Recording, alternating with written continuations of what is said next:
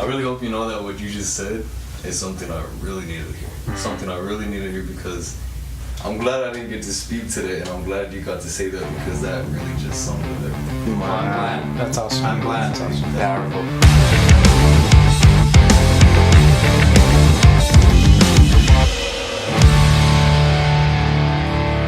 RIcas Platicas, welcome everyone, and I'm your host Ricardo Ale, and I'm here with two very important people with that, or three very important people, and I kind of been wanting to have this episode for a long time. I know I've kind of mentioned it in the past.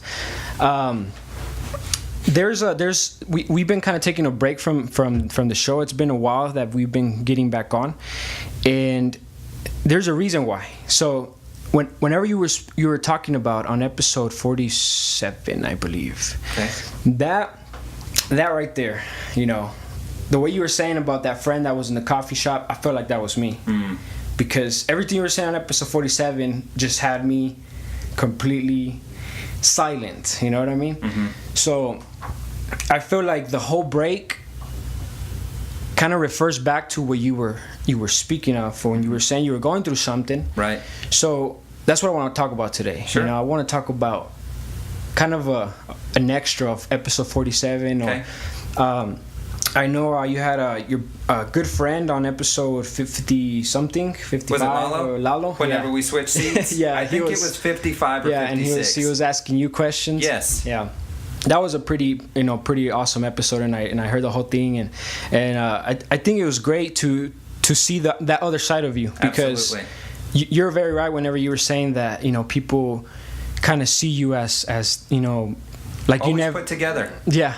And that you don't fall short or anything like that. And that's and whenever I know I've seen you a couple of times. I used to be a worship leader at Christian Center. Okay. And I would hear a lot about you. I would see every once in a while, and I'm like, man, that guy, you know, looks like I want to hang out with that guy. You know? Sure. I mean, when I first met you just now, I mean, you stood out, you know, sharpness, the way you presented yourself, the way you speak. Sure. Yeah. Man, it's like, okay, this is a top-notch dude. Yeah, know? And when I was like, man, who is this guy? You know, and I think I seen you also speaking for a real estate event or something like that. I did the real estate banquet 2 or 3 years in a row now. Yeah, and I was doing photography for one of those events, and I was paying attention to him like, I need to hang out with this guy, you know, and I started searching you up, and I'm like, oh man, this guy has a podcast, you know. And at the beginning, we were already talking about, me and my friend Gil, we were talking about a podcast, and I searched you up just in the beginning of us wanting to start the podcast. So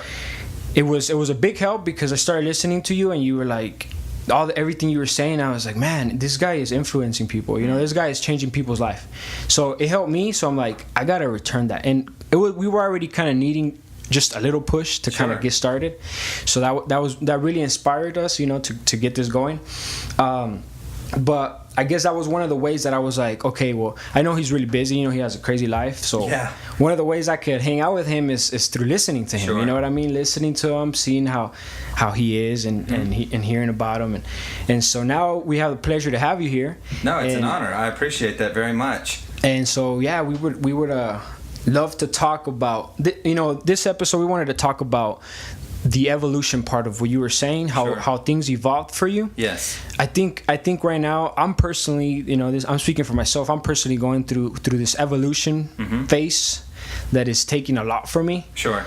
And I'm kind of in that step where it's like you got to take that step of faith, kind of like where you're walking off the boat into the water, looking at Jesus, and absolutely, and you don't know how to do that. So I kind of, you know, this is where I would like to listen to you. I don't even want to speak too much. Okay. I just want to hear you, you know. So how does that happen? How did you go about that? So I don't know exactly how much has been recorded or how much the audience heard at the very beginning, but it's a true privilege to be here. I know you reached out and I said, let me know when you kind of got it started, and we'll look at my schedule. Yeah. And even this week, I have from Sunday to Saturday, I had 7 speaking engagements, and I've got. Wow. Whenever this airs, I've got 3 tomorrow, and then I've got 1 on Saturday morning. So in the span of 36 hours, I'll have multiple things that I have to do, or I get to do, really. That's incredible. That's really incredible. That's amazing. And for someone like me, that's pretty incredible. Yeah. plus my job and other things that this is not even my job. It's just other things if it's evolved. So to kind of give a little bit of a backstory, Untucked was kind of birthed almost as a joke. And let me explain what that means. So back in the fall of 2015, where I currently work, one of my roles is I work at New Mexico Junior College in Hobbs, New Mexico. And I had done a lot of radio work as far as a guest on several different shows to go and promote the college, to promote the division and things like that. And the college was actually gifted a radio frequency. We were given 100.9 FM. And so a radio committee was formed of what kind of content do we want to do, what kind of shows do we want to have, what kind of programming, original or bought, really, or licensed. And at that time, in the fall of 2015, I was still working full-time. I was still involved with a lot of things within the community, and I was also going back to school for my MBA, my Master's of Business Administration degree. Okay. And I was in my final semester, which meant that stress was at an all-time high. And my family was kind of going through some things, and they approached me and they said, would you like to do your own show? And I said I would, but not right now. I literally would put myself in a grave if I took that on right now, on top of a full-time job and going to school full-time and being on a board of directors and just several different things I had going. And at that time, we were trying to think of a name for the show. Okay.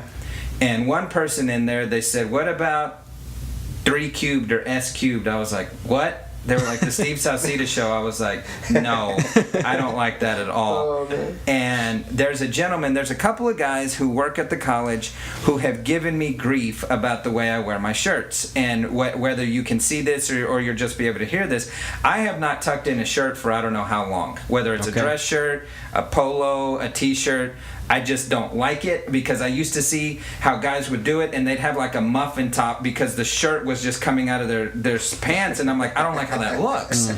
So I would buy shirts that are a bit more fitted and I would wear them untucked. And there were several guys who always used to give me a hard time, and we were kind of going around the room pitching different ideas, and one of the guys who gave me such a hard time about it sat smugly in his chair with his arms folded and said, how about Untucked with Steve?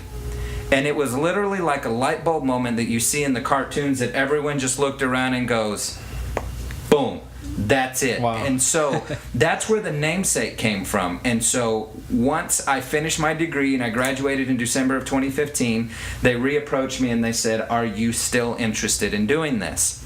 And we set a launch date for March of 2016. And they said, what would you want to do? And it initially was a 30-minute show dedicated to news, sports, politics, and current events. And I would just do commentary on what was going on in the world, whether it was news, whether it was my favorite sports team, whether I was making fun of a sports team I didn't like, a movie that was coming out, current events, talking about all of that. But I always ended the show with a quote. That has never changed. I've always ended the show with kind of an inspiring quote. Yes. And as the show evolved, I started adding little inspirational segments, that I felt that maybe could be motivational that had nothing to do with that. And that was pretty much throughout 2016 and the better part of 2017. I would bring guests on. And what was funny is as the show started gathering, at first there was no podcast. It was just on conventional radio. Oh, okay. And then it got to podcast and then online, where it was the actual Apple Podcast, or you could go to the website and listen to the show. And as more time went on, I started adding a little bit more inspirational segments and less the other way.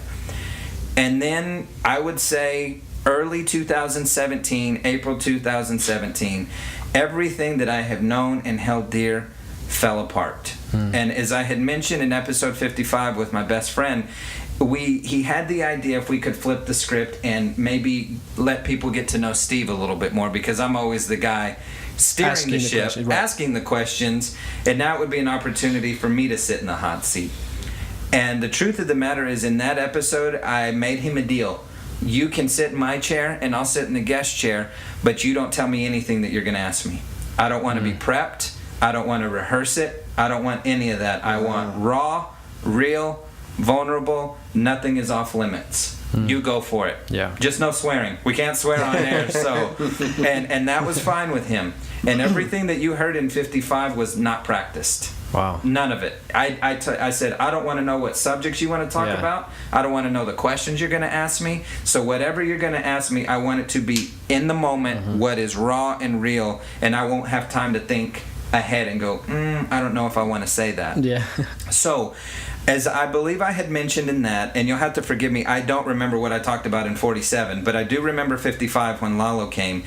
And what it is for the longest time, whether it was implied or understood or spoken, I always felt like I had an expectation to live up to. Meaning that you kind of have to be perfect, in air quotes. That you're not allowed to have a bad day, and that you're always supposed to be happy and cheery. And if you're in faith circles, how are you? Oh, blessed and highly favored. God is good all the time. You're just doing these Christian cliches, but your world is falling apart. On the inside, that you're saying all the right things, everyone is perceiving you're doing the right things, but on the inside, you're filled with doubt and fear and insecurity and anxiety, and you're doubting yourself every way along the way. And some events happened that absolutely crushed my world. I had no idea how to get out of it. And I've always heard about the idea of quicksand. I never know if that's true. If the harder that you try to get out of it, the deeper you sink. It sounds cute, so let's go with it. Let's say that that's true. And it's amazing how the past 18 months since this started happening, that people started coming out of the woodwork to tell me how they really felt about me. And a lot of it was not pleasant. And it wasn't positive all the time. And sometimes it was hard to hear, but I took it all in. And I processed it. Some of it I spit out as nails. I'm like, that's just not true. Other parts of it I thought, there's a level of truth in there, and I can work on that. And then there were other times that I go, oh, God, I really need to do something different with it. And just for the listeners and whoever's listening and watching, your curiosity is piqued of what are they telling you? Well, here's a couple of them. One of them was, you're intimidating. People don't know how to approach you. Others were, I don't know what to say to you, and you're unapproachable. Now, some of that can be fixed by opening yourself up a little bit more. And some of it really is just people's insecurities, where they don't know what to say to you because they've been scripted towards you. If someone is saying, well, he's this, this, and this, and this, a lot of times people aren't going to take the time to go get to know you themselves. They're going to go based on someone else's recommendation. They pre-framed you in such a way where it's like, I don't know if I should talk to this guy. Based on what someone else has said. Exactly. Based on what someone else has said. And I also think it has to do a lot with your charisma and the way you kind of show yourself. Because I remember I wanted to approach you as well, but there was, like I said, like this kind of, I don't know, like an aura around you that kind of, I'll be honest, you seem like a famous person, like a real famous person was in the room. Like none of those realtors had anything on you. You know what I mean? Like you looked like you had everything going for you. So I think that's where those insecurities show up on people. That it's like, oh, what am I even gonna say to this guy? Correct. And I'll tell you this, and I had a lady tell me about a year and a half ago. She goes, this was her exact statement. She goes, you scared the crap out of me when I met you. And I just go, because for those of you who don't know, or if they're not going to be able to see this, I'm 5'9", 155 pounds. I am not an intimidating figure physically at all. I'm not big. This vertically or horizontally, I'm not a big person. And I said, what do you mean? Why? And she goes, I remember the first time I met you. I said, didn't I approach you and say, hi, my name is Steve? She goes, yeah, you did. She goes, but people had already told me about you. And I kind of was like, gave her an eyebrow like The Rock, like with an eyebrow up, like, what is that supposed to mean? She goes, in essence, people had read me your resume. And I felt intimidated by going, I don't have that level of whatever. I've not achieved whatever. What am I going to say to him? And it actually made me sad. It didn't give me any sense of joy, and it didn't give me any sense of pride, because at the end of the day, I'm just a guy who decided to use his gift and his talent from God to help other people. That's what I decided to do. Can people be intimidated by that? Probably. Of course. Probably. But for me, it kind of made me sad in the sense of trying to figure out how to remedy that. Yeah. How do you combat that as much as possible? Now, here's the thing. Do I have a busy schedule? I really do. To the point that my own medical doctor looked at me in March and said, you need to slow down. And wow. Yeah. And he said, how old are you, Steve? I said, I'm 36. And he pulled his chair up right up to me, knee to knee. He goes, I still want you to be around when you're 40. Wow. And it's almost like thumping a dog at the tip of the nose when they tell you something like that, and you're like, ouch, dude, like that hurts. I don't know if my doctor will listen to this. I have not slowed down since that time. But there are things that I have in place to kind of get off of my plate because there's other things that I want to do in my life. And I do want to circle back to the story of how things started to evolve. Okay. But one thing that started changing in my life is I started seeing a counselor 18 months ago. And before, I was always the guy that had too much pride that goes, screw that, I'm not going to go see a shrink. I don't need one. I don't need one. I don't need one. I can figure this out. I've got God. I can pray. But the thing about it is, and I've had people ask me many times, and I know I've said this on the show numerous times, is, Steve, do you believe in powerful prayer or do you believe in counseling? And my answer is yes. I believe in both. I believe both have their place. Because oftentimes with our friends, they love you and they don't want to hurt your feelings, so they may not be cutthroat honest with you. Yeah. And with your family, I call it the American Idol effect. And some of you might be too young to know what that is. Let's just call it the singing competition effect, whether American Idol or The Voice or X Factor. That if you ever watch the audition rounds, you have people go up who sing like they gargled with rocks that have no business singing. Yeah.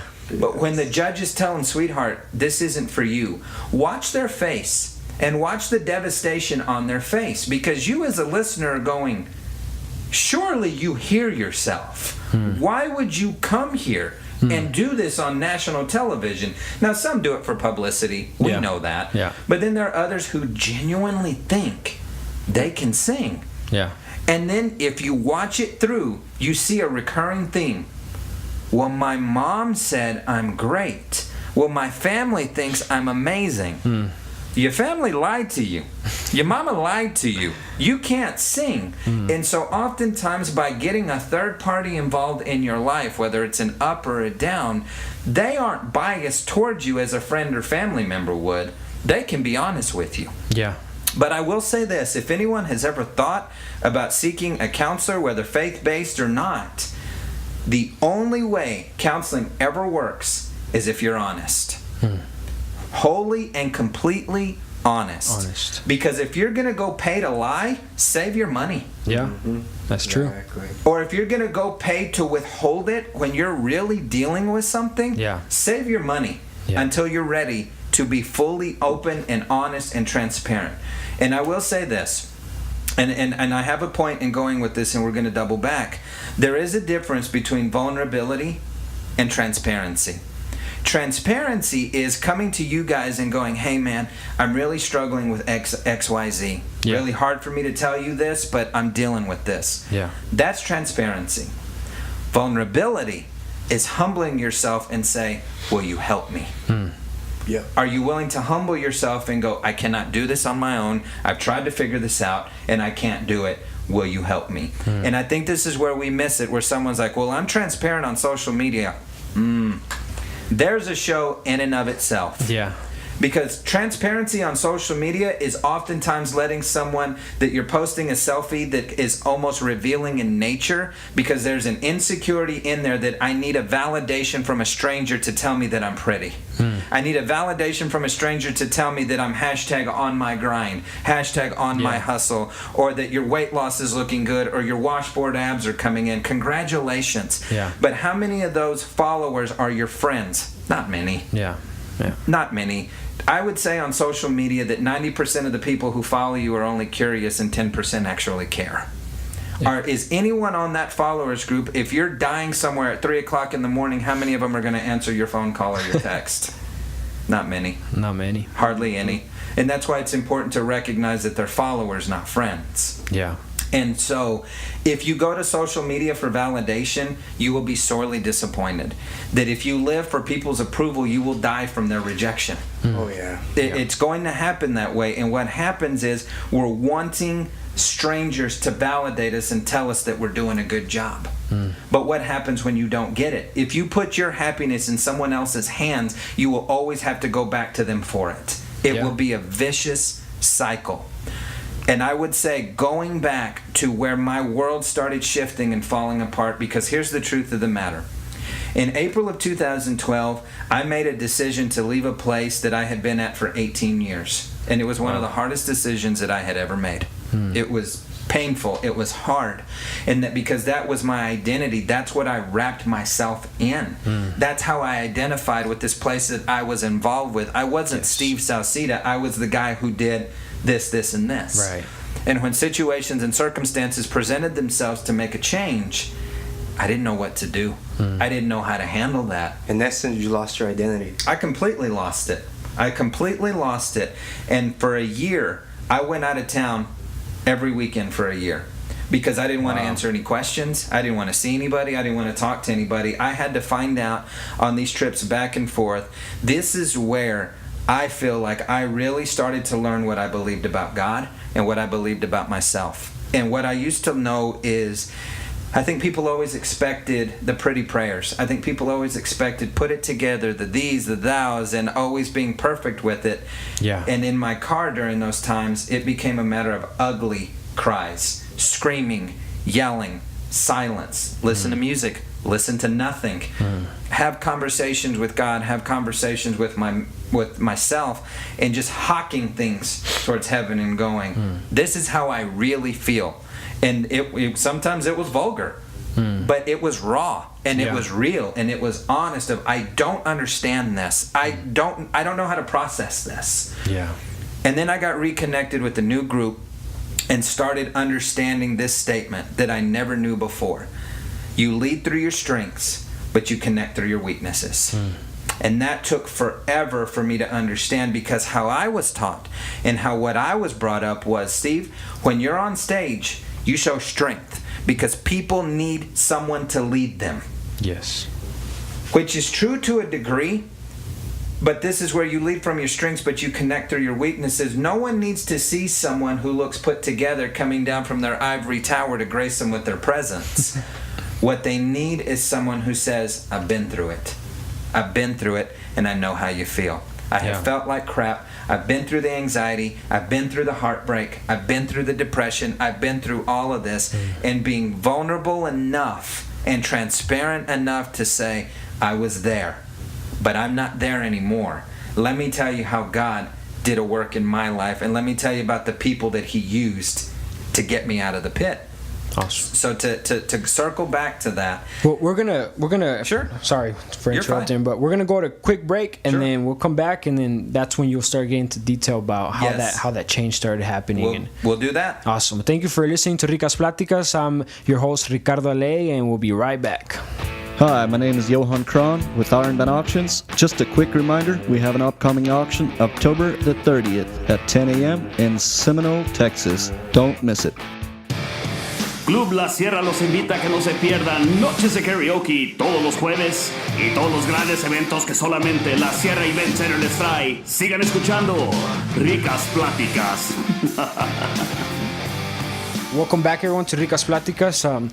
I just had to go get some water really quick. Sure. But so we're continuing. We're talking about the process of evolving into something else. Absolutely.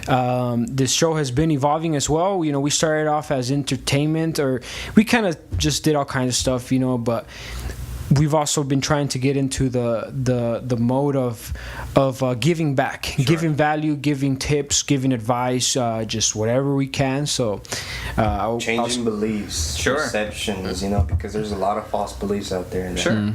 that need to be addressed, because if they're not addressed, you can lead to your life to total destruction. I think the worst place, guys, we could ever be in is thinking that we have something figured out. Yeah. I think it's truly the worst place to be in, because even the most highly educated, highly decorated person can still learn something. Yes. And no matter whatever we feel like our field of expertise in, there's always someone who can do it better. There's always someone who's doing it a little bit smarter, a little bit wiser, a little bit more effectively. And there's always ways to learn. One thing that I adopted in my life is every single morning I listen to a podcast. And years ago, I bought a shower Bluetooth speaker. And so rather than listening to music in the morning, I listen to a podcast when I'm in the shower and when I'm getting ready. Something to challenge me, something to inspire me, something to motivate me. And I'm not saying that I think I'm all those things, but there are times that I listen back to my own show if I'm struggling with something and be like, dude, you need to remember what you told people. Yeah. You need to go listen to this back and kind of do it yourself too. Yeah. And so as the show started to evolve, things that I used to talk about, I was no longer really interested in. I wasn't following it anymore. Well, in 2017, I think I read 24 books. Wow. I needed it. I was soaking it up because I realized just how emotionally, mentally, and spiritually dry I was. I was giving from an empty cup. I had not been rebuilding myself at all. And also I found that during 2016, I can say this with all humility, it was the greatest year of my life professionally. I was promoted. They created a position for me. I got a raise. I was given the show. I was featured on the cover of a major oil and gas magazine with a 4-page cover story. I was awarded Most Outstanding Young Man by the Chamber. I was, by a college that I graduated from, they named me their Distinguished Young Alumni out of their college. I was asked to speak at a high school as their commencement speaker. Everything was falling in my lap. Everything was coming up roses. And then 2017 happened. And I quickly learned, no, I can't say that's a lie. I didn't quickly learn it. I learned it over time, that accomplishments and achievements, if that's what you live for, once you get them, that's it.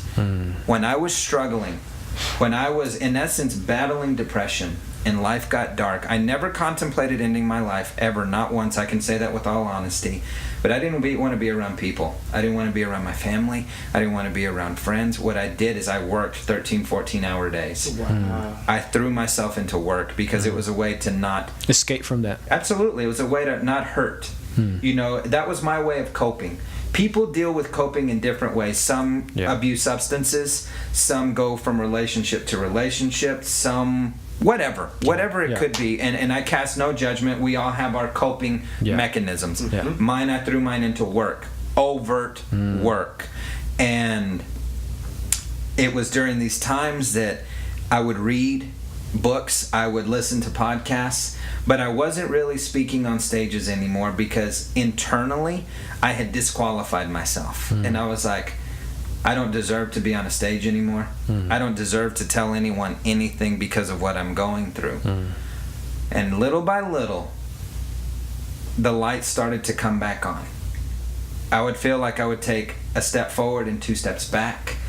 And I would still do the show, but if you recall, if you've been a listener, I wasn't doing as many. And then there were times that I took a break. Like I was just like, I need some time for myself to reevaluate this thing and to see what I think really it was at the end of 50, no? Or yes, it was at the end of 50. I took about a 70-day, 2-month plus break where I wasn't doing any shows. And you had mentioned you were kind of going to think about it and maybe you were going to stop. And what was crazy was I tuned in on 52.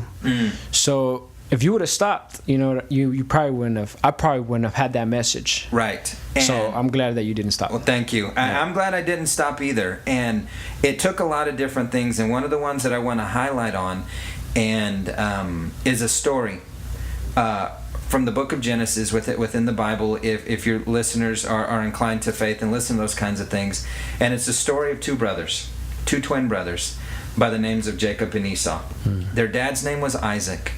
And we have a story here, and this is all going somewhere, where Jacob and Esau, it says, were even fighting in their mother's womb. They were jockeying for position even in the womb. And it says when they came out, Esau came out red and hairy. And it says that Jacob actually had a hold of his brother's foot as they were coming out of the womb, even jockeying for position at that time. And as the story goes, Esau grew up to be a wild man. He was the hunter. He was the fisherman. He was the warrior. He liked to be out there. And the story says that Jacob used to like to be amongst the tents. What did that mean? He was more indoors. Yeah. He liked to be indoors. He preferred the indoors, didn't like the hot sun, didn't so much. So in essence, the way I understand it is Esau would kill it, Jacob would cook it. You know, Jacob knew how to cook. Esau says, I'll go kill it. But there was always a battle between them. And in this time and in this culture, there was a thing called the birthright and the blessing that was reserved for the firstborn. Esau was the firstborn. And it was by right, his birthright, to receive a double portion of his father's inheritance. But Jacob and his mom conceived an idea to trick Isaac, the dad. Because at this point in his life, Isaac is blind. So, because Esau's hairy and rough, the mom and the son, Jacob, conceived a plan.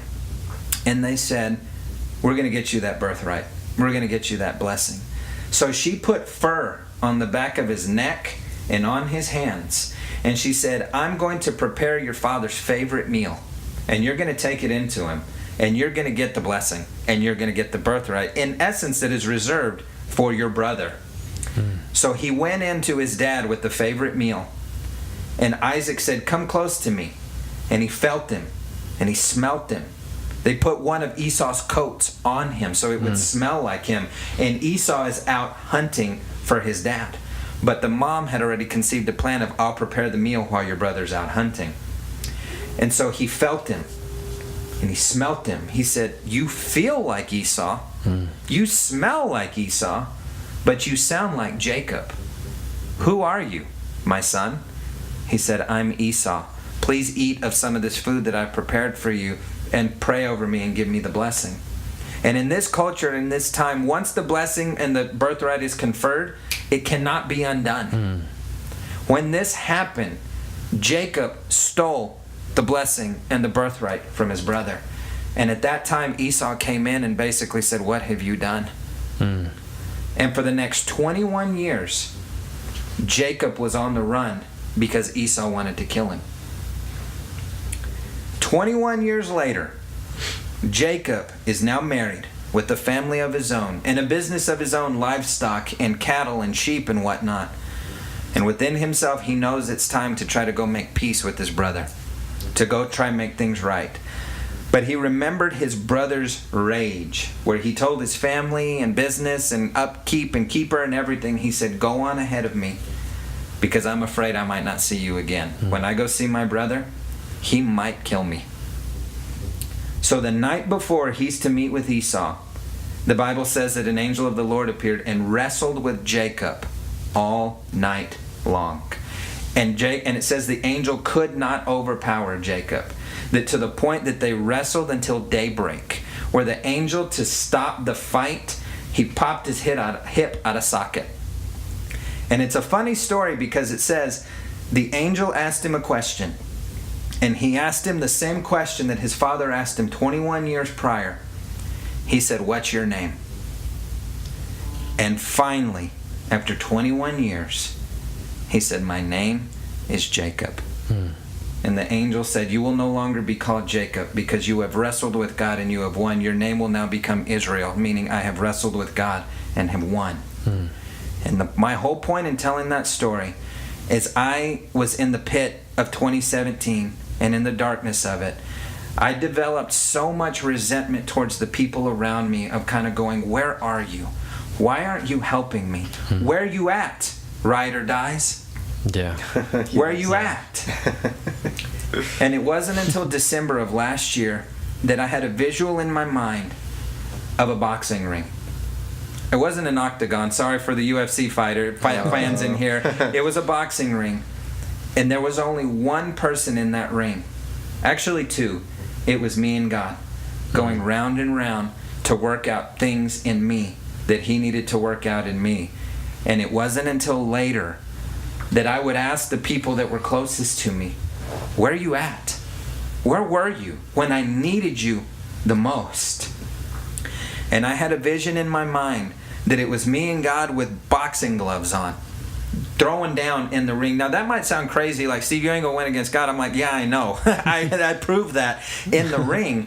But what it was is like, Steve, I need you to be able to get out of what is in you and say what is in you without fearing any kind of consequence. And in my heart, I felt like God had put a hand on the chest of those people closest to me and say, I need you to stay out of this ring, because it's got to be me and him. If it's not me and him, it won't last. Because if it's you, he's going to believe that it's you that rescued him. He's going to believe that it's you that got him out of this. It's got to be me and him, where it's no longer hiding behind titles or awards or magazine covers or recognition, but stripping it down. If someone were to ask me before December of 2017, Steve, who are you? I'm the director of workforce training. Steve, who are you? I'm a professor of business at New Mexico Junior College. Steve, who are you? I'm the chairman of the board of directors for the United Way of Lee County. Steve, who are you? I'm a podcast and radio show host and producer. Who are you? I'm a columnist for the New Sun. Who are you? I'm a guest speaker. Who are you? I'm an MC. Who are you? I'm a volunteer. I could just start listing things that I was doing. Yeah. Until it came down to say, Steve, who are you? I'm just a child of God. Because that's the only title that can never be taken away from me. Wow. See, you could take a mic away from me. You could take the radio away from me. You could take my house from me. You can take my car from me. You can take my titles. You can't really take my degrees, but you could break them. You know, I earned that, but nonetheless, you could rip it up. Yeah. But the one thing that could not be taken from me was child of God. Yeah. That's amazing. And later, when I had friends over for dinner, I went on what I called an apology tour from the people that I had built resentment towards, that I thought should have been there for me. I said, I'm sorry. I was wrong. I just didn't know what to do. I didn't know where to go. I didn't know where to turn. And then a friend of mine, she goes, Steve, we never stopped praying for you. We just didn't know what else to do. She goes, and one time I was praying, she goes, and this is what's awesome in confirmation, she goes, we felt that the Lord put a hand on our chest and go, it has to be me. It has to be me and him, and that's it. Because it was one of those things where I knew that if I allowed someone else to come to my rescue, I'd give them the credit for it, and I'd easily fall back into that pit. Now, not to say that God didn't use people. He did. Yeah. But this is where my story started to change, because I used to be so guarded where I could have a 3-hour conversation with you and you wouldn't know a thing about me. I could keep it on the surface. I could talk news, sports, politics, entertainment, and I would always turn it and say, tell me about you. And a lot of that came from your stage experience, right? Absolutely. Yeah. Absolutely. I've been on a stage since I was 12, and I'm going to be 37 in October. And I think for the first time in my life of 25 years experience of being on a stage in front of crowds, for the first time, I feel like I actually have something to say. In 25 years in being in front of, I don't know how many, tens of thousands of people, because I used to travel all over the place, you know, an in-demand speaker traveling all over, and life changed and I wasn't traveling as much, and then I was more here, and different platforms have been presented to me. So now, with the show, what do people hear and what do people see? They see a guy who was broken beyond belief, but finally decided to let God put the pieces back together, not myself. Where I'm more than willing, like I said, I'll never name names or throw people under the bus. That's not what I'm about. But I'm more than willing to talk about situations and scenarios where I've been, my own personal struggles, my own personal insecurities, and not hiding behind a gift or talent or anymore, going, you know what? This could be taken away from me tomorrow. Yeah.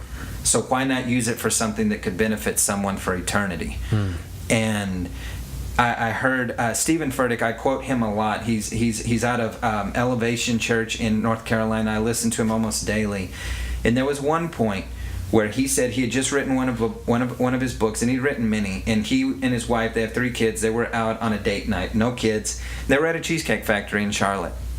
And people came up to him, and God has given this man such tremendous international influence through YouTube and podcasts and the books that he writes and the places he gets to go speak. And people came up to him and said, Pastor Stephen, we love your book, we love the church, we love the whatever. And he said he found himself getting annoyed like, I'm trying to have a date with my wife. And I can understand that. Yeah. And he said that he felt an impression in his heart that God said, I could empty your church tomorrow and no one will recognize you. Is that what you want? Wow. And I took that to heart. I don't have the influence he has at this point in my life. Mm-hmm. But I'm very grateful that God has given me influence where I am in this community and the surrounding areas. Yeah. So I will take the time to stop and visit with every single person that wants to talk to me. If they will come and approach me. Now, I will say, I do have a busy life and a busy schedule of my own doing, and sometimes I have to get from point A to point B in a very short period of time. Like I said, I have 7 speaking engagements, 8 if you include this one, this week alone. And I'm not upset about that because this is the life that I have believed for. This is the opportunities that I have wanted. Yeah. But no one has to listen to the show. No one has to read the column. No one has to come hear me speak. So that's why I take it with such gratitude now to go, no one has to listen to you. No one has to do that.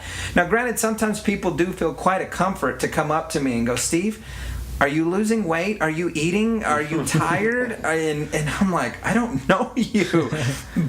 And sometimes people will go, you could dye your gray hair, right? I'm like, thanks. What's your name? We've never met. But I hope it's because there's a comfort that they feel that it's someone that they've listened to that says, I feel comfortable enough to go and approach him. And that's important to me.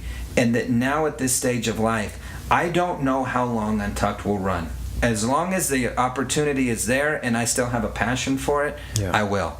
I don't know how long I'll get to write a column, but as long as there's a passion for it, I will.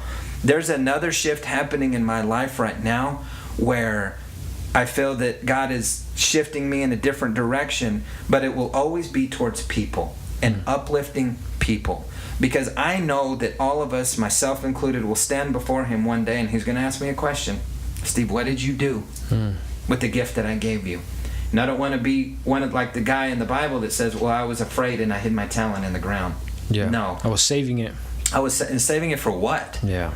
And now there's seasons in life. Sometimes what I had to learn is people come in your life not to stay, but to go. And my favorite analogy that I can share is building scaffolding. You know what scaffolding is, right? Yeah.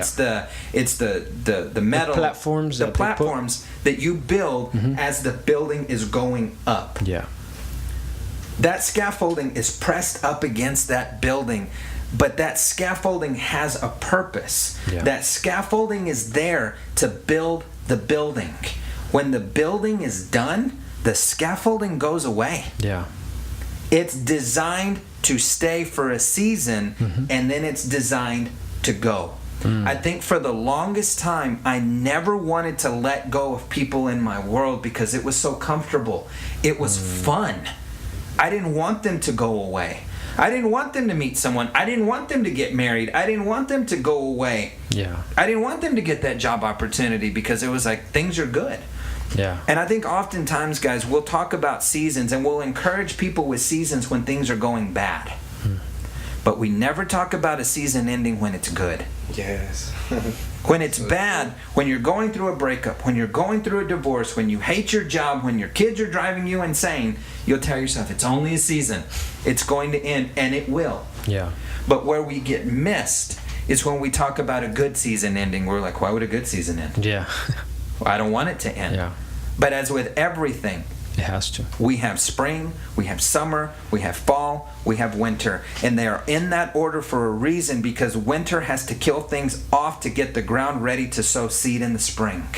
Sometimes things have to die off in your life to make room for what is coming next.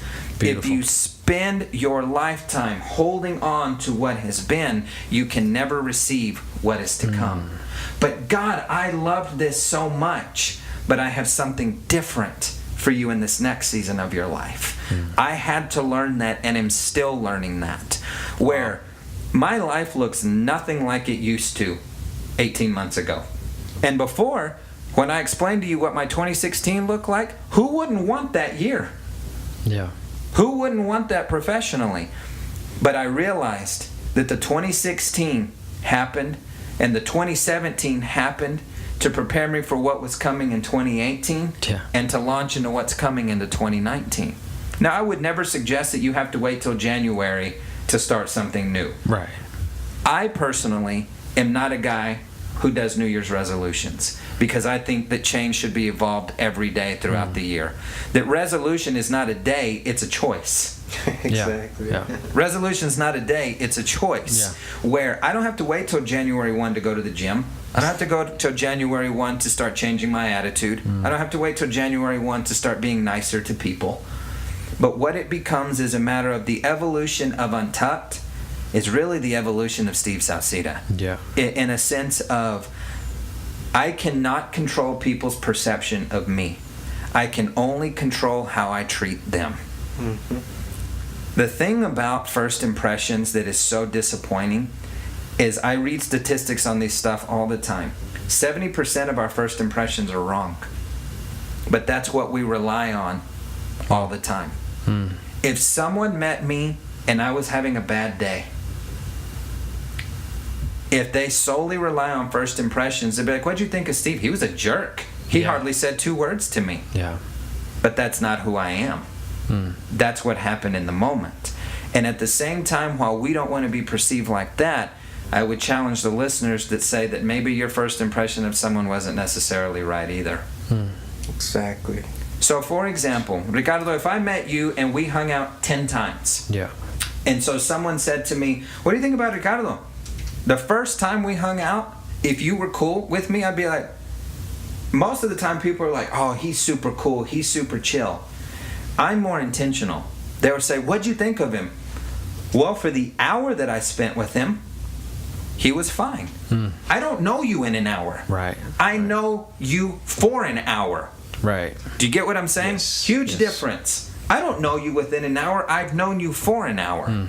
But if we hang out 10 different times, in 8 out of those 10 times, you're pretty cool. And 2 of those times, maybe you had some bad food, maybe you had a stomach ache, or you just, something annoyed you. Or Mexico lost. Exactly. Or Mexico lost. Yeah. That could be it too, and you're just sad and you don't want to talk about it. If someone said, what do you think? I'm not going to give him a percentage, but I'm going to be like, you know what? He's a pretty cool dude. Yeah. Now, what happens if you're a jerk 8 out of those 10 times? Then probably the perception is going to be, he's not that pleasant to be around. You see what I'm saying? Yes, Where we will make snap judgments about each other all the time and think that in one instance we know somebody. Right. Well, you know what, Steve? On that topic, you know how they say don't judge a book by its cover? Absolutely. But in reality, We do. every single human does. And that's first impression. You know, first impression is perceived as you are. That's right. And that's how they'll picture you. You've already painted that picture of you in their mind. Yeah. And it's gonna be very hard for you to break it to the point till you can relate to them at some point. Yes. And then you fracture those false beliefs of what they had for you. You know. Absolutely. And a matter of fact, I met with a friend over lunch today, and we had a great conversation.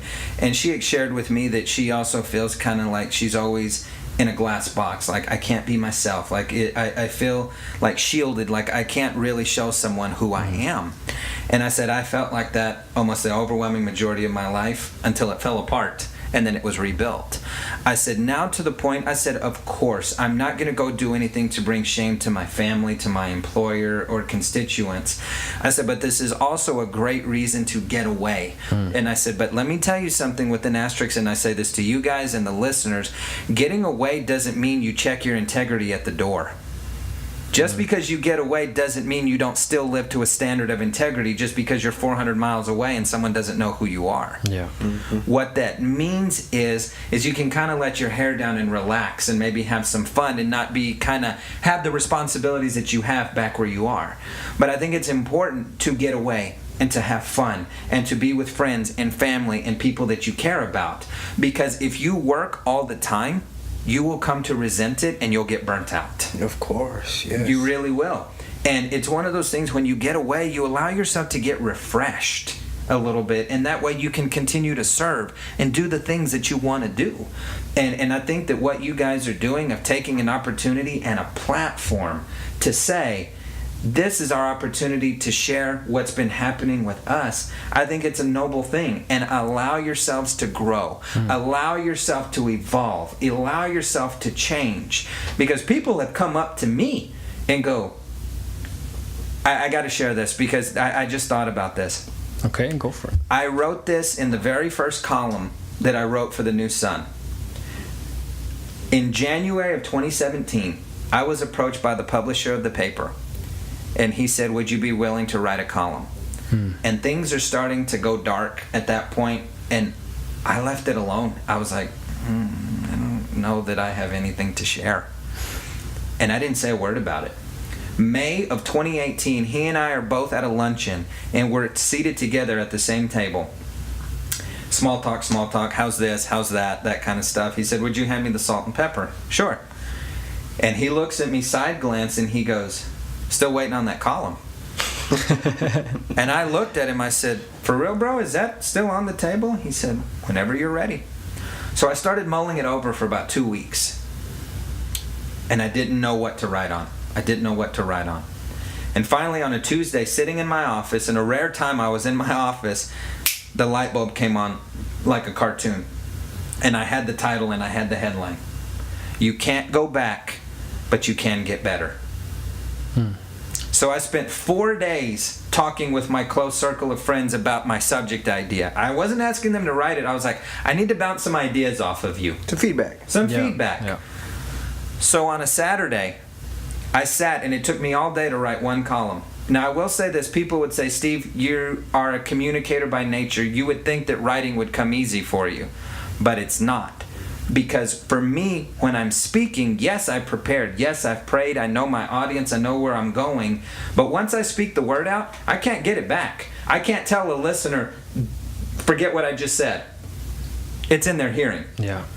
But when I'm writing, I can second guess. I can backspace. I can delete. I can go, no, I need a sentence here. No, I don't like that. I can second guess myself until I'm blue in the face, which is why it's harder for me. So the concept of that is I painted this picture. Imagine the movie, imagine the TV show, whatever your show is, that the hero, the titular character is out somewhere, they're fighting a war, they got married, whatever the case is, but something requires them to come back, to come home. And you've all seen that scene in the movie or the TV show when they come back, nothing looks the same. They were like, what happened to this? Oh, it's not there anymore. What happened to so-and-so? Oh, they moved away. They're wanting familiarity. They're wanting the comfort of home, but only to find that home isn't home anymore. And in this situation, maybe you went through something, or maybe you went away, and maybe the same people are there, but their lives move forward. They got engaged, they got married, they changed jobs, they had kids, they have a new group of friends, and you're coming back expecting the same, and same isn't there anymore. So I started telling myself during a time when things were really rough, people would tell me, man, I miss the old Steve. And you know what I used to tell them? What I would tell them? He doesn't exist anymore. If you're waiting for that Steve to come back, you're going to wait a really long time. Yeah. So what I started to do, and what I started to pray, and what I started to have in my mind, don't fight to get back, because back doesn't exist. Right. Set yourself up to get better. Beautiful. Wow. So with that being said, you were saying that, you were talking about writing, and I wanted to ask you about the question. I know you're starting a book, right? Or yes. How is that going? What is the book about? Can you tell us? I'll give you a little sneak peek. Now, the show is called Untucked with Steve. The column is called Untucked with Steve. So you can probably take a guess what the book is going to be called. It's going to be called Untucked, but it won't be called Untucked with Steve. Okay. So right now it's called Untucked, and the working title will be Untucked When Your Best Laid Plans Become Undone. It is going to be a collection of personal stories of where I was convinced that this is the way it was going to be, and God untucked that plan. I was convinced that this was the right way to think, and God untucked that train of thought. This was the right way I needed to be, and God stepped in and said, did you ever ask me? No. untucked it. Instead of it being so neat, tidy, and tucked in, life is sometimes very untucked. Yeah. And I'll say this as a little blurb. I grew up being taught that life was always black and white. I have since grown up to find out that there is an enormous amount of gray, and God's grace is sufficient even in the gray areas. Yes. Yeah. Where it's not always so cut and dry as we sometimes want it to be, or we want people to be so black and white. But you'll come to find that we are humans filled with gray. Yeah. And so this book, this literary work, will deal with the gray a lot. And I think it's actually funny that you mentioned the gray. Is that I've heard this song that talks about romance, but it talks about a relationship in particular, and it says that the gray clouds and the scenery actually make the picture. Absolutely. You know, they make part of the picture. You know, if you have a pretty sky, that's a pretty picture. But if you got clouds and, you know, dark skies, that looks really, really good as well. Absolutely. So I think in a philosophical way, you know, the gray areas are what makes the rainbow. Sure. You know. Well, the gray tones add to the color palette of life. Yeah. Yeah. They really do. Yeah. And I just feel that when the time comes, there are some things that I do have to get off my plate to be able to dedicate some time to get that out. And one of the things that one of my mentors told me, she goes, Steve, you need to release yourself from the deadline of the book, because if I tell myself I need to get it done here, I'll force myself into a work that is not my absolute best. Right. So what I will say, and I'm not trying to be coy about it, when will the book be ready? When it's ready. Yeah. That's the best way I know how to put it. And little by little, pieces go into it, and kind of going. I kind of make fun of myself. I make fun of myself a lot when I'm speaking or when I'm just with people, anyways, because I don't really take myself that serious. I really don't. I think that what I get to do is such a privilege, but there's no point. And what really helped me to do that is when I was a middle school youth director, a youth pastor for almost 6 years. You go in thinking you're cool with middle schoolers, they will quickly remind you you're not. You're not. And so I started to learn how to not take myself so serious about that. Do I prepare? Absolutely. Do I want to know what I'm talking about? Without question. But if I can't make fun of myself, someone's going to do it for me. Wow. So I'd rather do it first. And recognizing that. Someone once asked me, what do you keep in the forefront of your mind when you're doing this? I said, and it's this statement, I'm just a kid from Homs.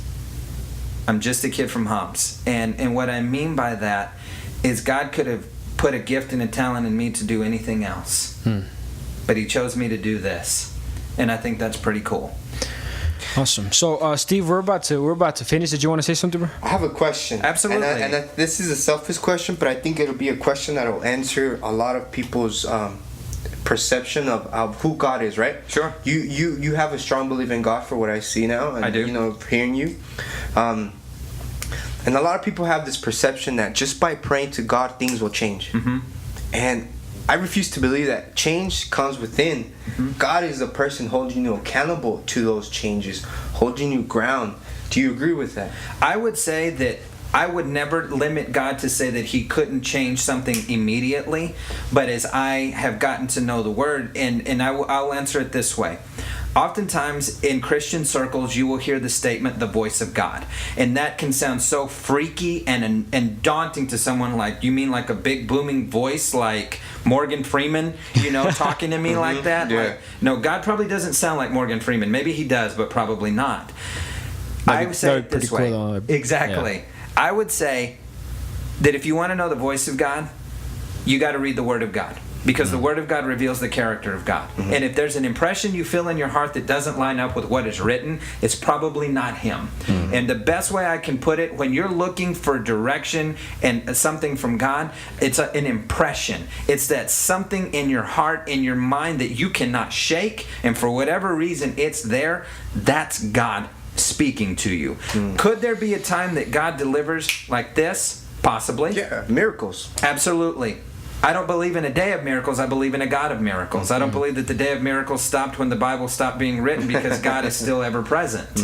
But what I do believe is that He's a God of process.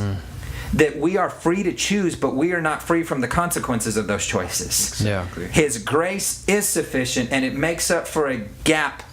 But if I go drive down an interstate at 120 miles an hour and then get upset at God because I wrecked my car...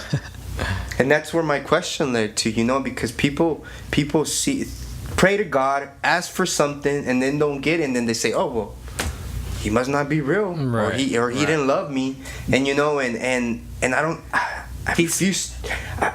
I almost get mad and angry because I've been that person, I've blamed Him. Why don't things come my way? But then I realized not too long ago that it's like, okay, I needed to put in my work as well. Sure. It's not just God. And yes, God can happen that way, but He wants you to put that work towards those things. What I would say to that is, He never leaves us and He never forsakes us, and He's always the Father that welcomes us back with open arms, the story of the prodigal.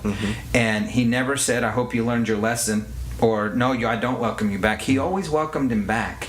Yeah. But I think that this is what faith is. If we had all the answers, we wouldn't need Him. If we had it all, if we could do it all on our own, we wouldn't need Him. And I will say this in closing to answer your question.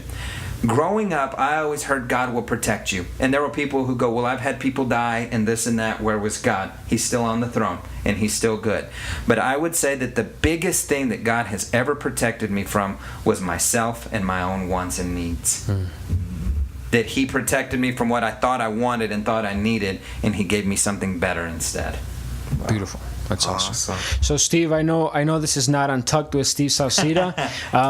For all you listeners, this is RIcas Platicas, and for all you English listeners, that means rich conversations, which we really did have a rich conversation today. And sadly it's already time up, but I really would like to end with I don't know if you have one out of the top of your head, but I would like to end the way you end your episodes, which is with a nice quote. I do have one. Awesome. I would say, in life, remember this simple ratio of 2 to 1. You were given 2 ears and 1 mouth for a reason. Listen twice as much as you talk. Awesome. Wow. Powerful. That's great. Okay, so with that, I'm Ricardo Ale, and I'm here with my good friend Gil Cordero, and with Steve Sauceda from Untucked with Steve Sauceda. So everyone, listen to his podcast. It's available on iTunes. You can search it on the podcast app. You just got to put Untucked with Steve Sauceda, and I know you can. Can you tell us where the website is at? Absolutely. If you want to listen online, it's knmj.simplecast.fm, and if that is too complicated, go to stevesauceda.com, and there is a link where it says podcast. Takes you straight to it. Awesome. That's great. So everyone, thank you for listening to RIcas Platicas, and we will see you soon. Thank you, everyone. I really hope you know that what you just said is something I really needed to hear. Something I really needed to hear, because right now, when he invited me to come today, I was expecting to speak, right? And like you said, I was like, don't think too much. I don't know who you are, just go. And so he tells me, can you help me out with the camera? Of course. Sure. Really great friend, obviously. It's an honor to be here in the first place. And so I'm thinking, I'm like, should I speak? Should I not speak? Should I speak? For a reason, like you said, God put me here to listen. Sure. I'm glad I didn't get to speak today, and I'm glad you got to say that, because that really just summed up everything. Well, I'm glad. That's awesome. I'm glad. That's awesome. Powerful.